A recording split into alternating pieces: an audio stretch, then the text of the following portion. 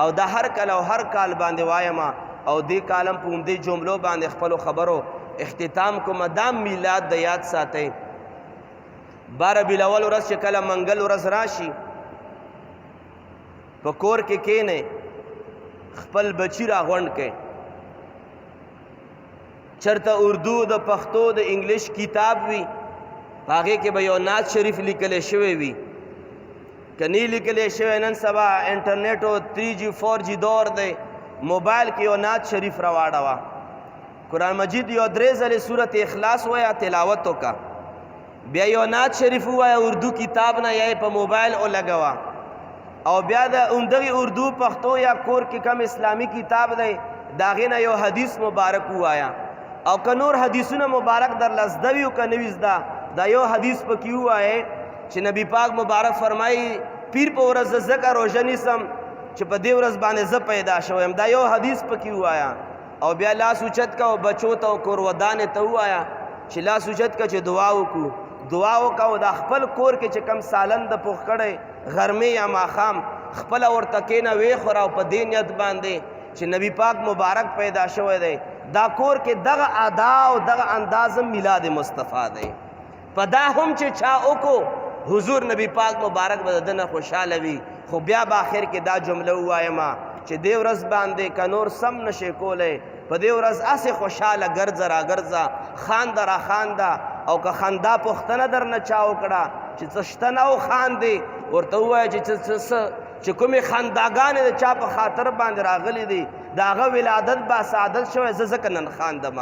دا میلاد مصطفی علیه السلام مبارک او د محبت یو اظهار دی ټولو عوامو ته، او سوشل میډیا په ذریعه باندې ټولو خلکو ته دا پیغام ورکول غواړم چې بلا ججک، بلا سوچ، بلا فکر، بغیر د دلیلونو په تفتیش کې، بغیر د دلایلو په تلاش کې میلاد مصطفی صلی الله علیه و آله وسلم مناول دا د دواړو جهانو کامیابی ده، دا د دواړو جهانو خوشحالي ده، دا د خدای پاک خوشحالیم ده، دا د نبی پاک خوشحالیم ده. او انشاءالله العزیز زه به ځان له غاړه نه بندوم چې دومره اوږدې خبرې مو درته وکړې چې قیامت په ورځ باندې د ما غاړه وي او د فرشتې لاس وي د ما ګریوان او د فرشتې لاس وي، زه به غلطه فتوا در کومه چې نبی پاک مبارک میلاد مناول ګناه وای یا بدعت وای یا ناروا وای.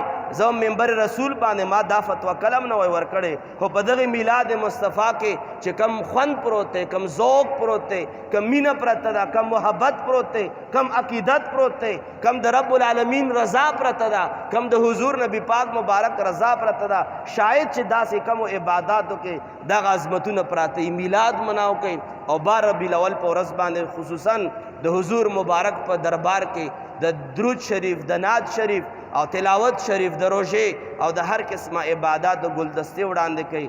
امید د رب نه دا دی چې همدغه میلاد مناول به د ستاسو په دنیا کې هم په کار راځي، په قبر کې به هم په کار راځي.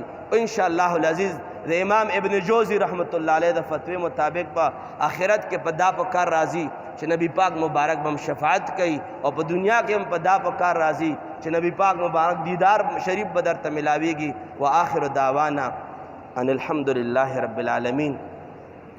آمین. الحمد لله رب العالمین والصلاة والسلام على اشرف الانبیاء والمرسلین وعلى آله واصحابه وذریاته واهل بیته اجمعین. رب کریمه مبارک ورځ دا، مبارک میاشت ده، مبارک شپه او ورځ را روان دي نبی پاک د ولادت والا. رب کریمه د دغې ټولو ورځو برکات او فیوزات او تجلیات زمونږ په دنیا کې او په قبر او په آخرت کې نصیب فرمای.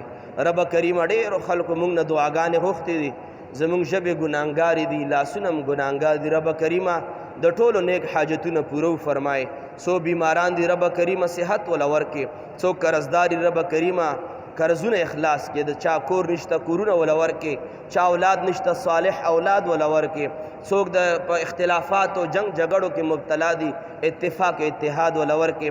رب کریمه د مبارک میاشت ده، په دې کې د ډېر عبادات توفیق زمونږ نصیب فرمای.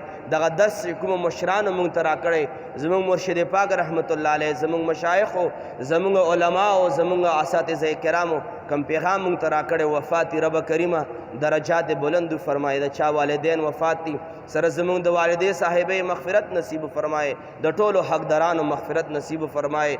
حاضر جمع کې د چا کم قسم جایز مراد د پزړه کې د ویلې نشي رب کریمه مبارک خبرې وشوي د ټولو جایز مرادونه پوره فرمایه.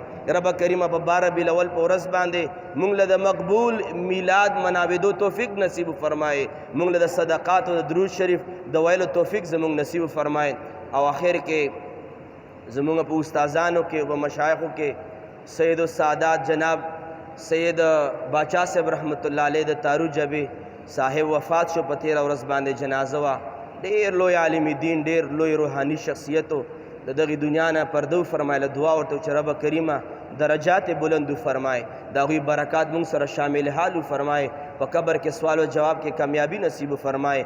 زمونږ نور څومره مشایخ استادان اقربه وفات شوي قبرونه یې د انوارو نه منور فرمایه.